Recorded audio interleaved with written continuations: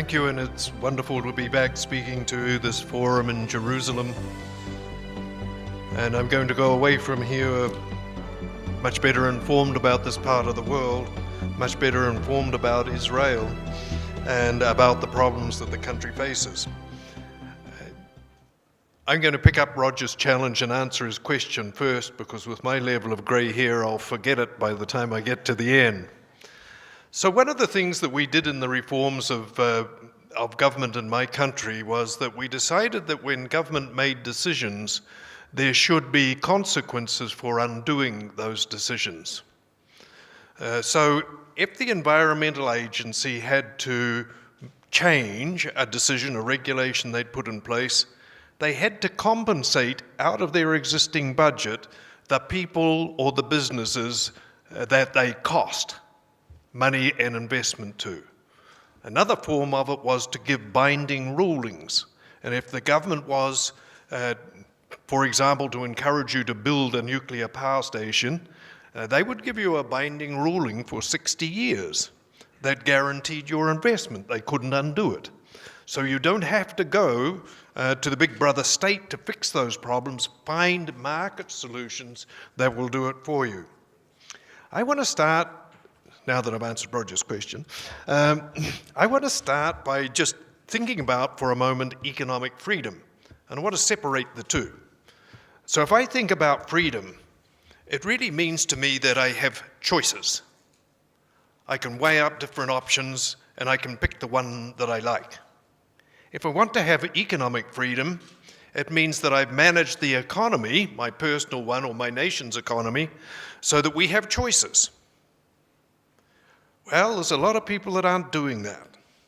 And I just ask you to think about Greece, because Greece has no options.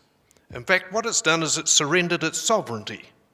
And now bankers in the central part of Europe make decisions for Greece, and they don't make decisions for themselves. That's a consequence of extremely bad management. We should all learn from that. Last week I was in Puerto Rico. Puerto Rico is like Greece, and it's going to be in the same situation, I would think, within the next month or two. It's already reneged on some of its debt. It will renege on some more of it during this month. And whether or not it can get a bailout or somebody to lend it money, I'm not too sure. But what we do know is that the consequences of lending that money are going to put conditions on the country that you have to do these things to qualify for the money. So somebody now, a banker, is going to actually take over the sovereignty of those people who have managed their countries badly. The lesson from this is that we're on a roadway to serfdom with the rate at which we are accumulating debt in many countries. And we're sort of led to believe that it doesn't really matter because it's sometime in the future. No, it's right now that we need to do something about it, because you have to do something about it before there are no options left. To quote a great economist, Friedrich Hayek, who also, like Joel, was able to predict the future, he wrote a wonderful book, and it's called The Road to Serfdom. And we're just about at the end of that road in many instances. So economic freedom is about having choices. I'm going to talk a little bit about the future, and I want to talk about the 21st century. So economic freedom in the 21st century, in other words, prosperity, is going to go to those places that do the best job of developing and utilizing the brain power of their people. Now, I was amazed yesterday when I listened to John Medved, because I had some views about the economy of Israel and I was wrong. And I heard a whole lot of optimism yesterday. And there are 3 countries now, I used to say 2, but there are 3 countries now that I think are extraordinary. They are Hong Kong, Singapore, and now Israel. These are tiny, tiny nation states that have virtually no resources at all, except people. They are 3 of the most successful countries in the world because they have learned how to convert people into prosperity. They have done it in the face of major migration inwards. In 1948, Hong Kong had 280,000 people. The same year, Singapore had about 400,000 people. Hong Kong has just on 7 million people today, living on a land space about half the size of Washington, D.C.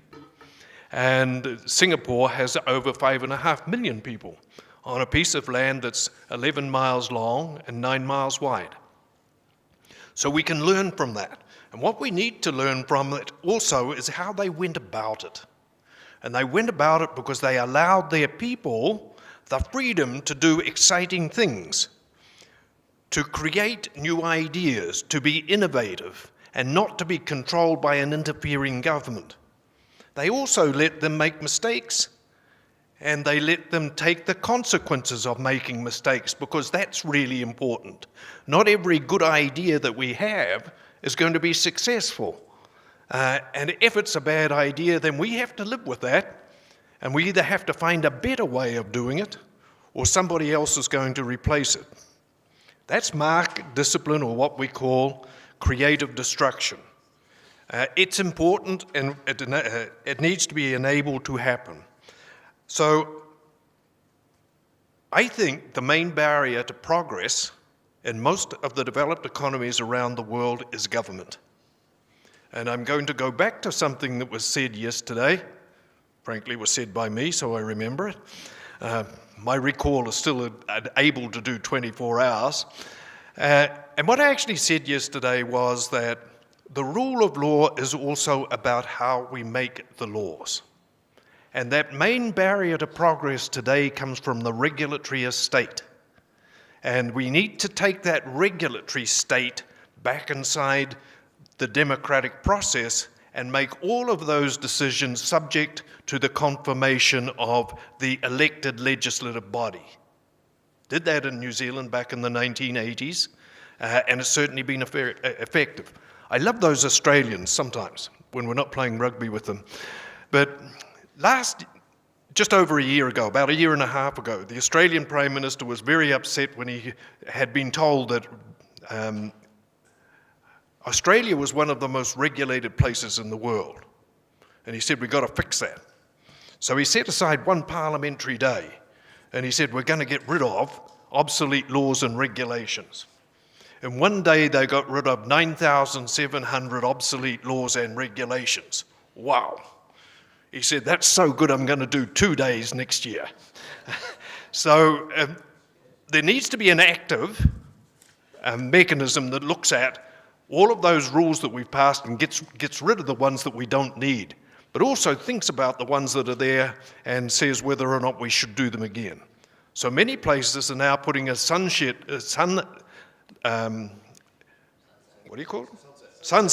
That's the thing, the end of the day. A sunset provision on regulations so that you have to go back after 5 years and you need a positive resolution to save the regulation. If you don't do anything, it dies. That would be a good thing to do. The last thing I'm going to talk to you about is how we go about deciding how we spend the people's money. And often that's not a very thoughtful process, and I'm being very kind. We need to actually think in terms of what will this spending do to improve the well-being of everybody, including the creation of jobs and profit and prosperity. And that means looking hard at what we're doing now and deciding whether or not we really need to do it.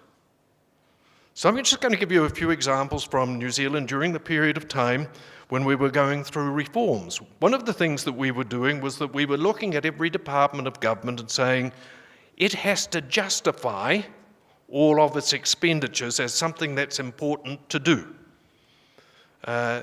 So one of the agencies was the Department of Transportation.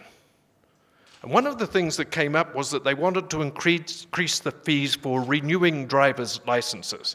Just about every country on earth does that. So we asked the question, why do we do it? Why do we renew driver's licenses? And somebody said, well, we want to be able to confirm that that's the person. No, that's an identity card, and we don't actually have identity cards, so that's not a good reason. And what we found was that nobody could give us a good reason, so we cancelled that provision and we gave people driver's licenses that lasted until they're 75, after which they've got to get an annual medical to maintain their driver's licenses. No reason. It had just grown up over time. The reason that it happened initially was because driver licenses were made out of paper and they lasted about 5 years. So they started giving you renewal ones. Take that a little bit further. By the time we looked at all of the things in that department, it had 5,600 people. And when we got rid of the things that you didn't need to do, it had 53. When we did that to other organizations, like the Forest Service, it had 17,000 people working for the Forest Service.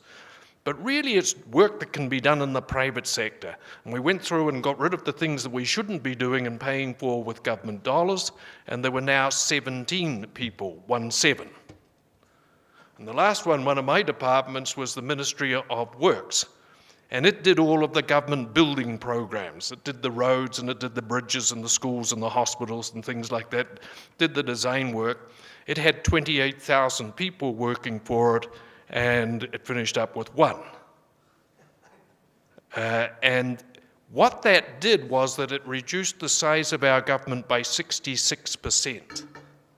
Now we were able to start to prosper, and we went from number 29 on that list that Natasha had up before in the middle 80s to somewhere in the top 5 for every year over the last 20 years. Now we're consistently about number 3. So what I'm saying is that there needs to be a process that says, let's just do sensible things. And let's ask our elected representatives to do sensible things, because this is treasure that we're using and we need to conserve it, because there might be an option out there that we would rather spend that money on than issuing useless driver licenses or having silly rules. Thank you.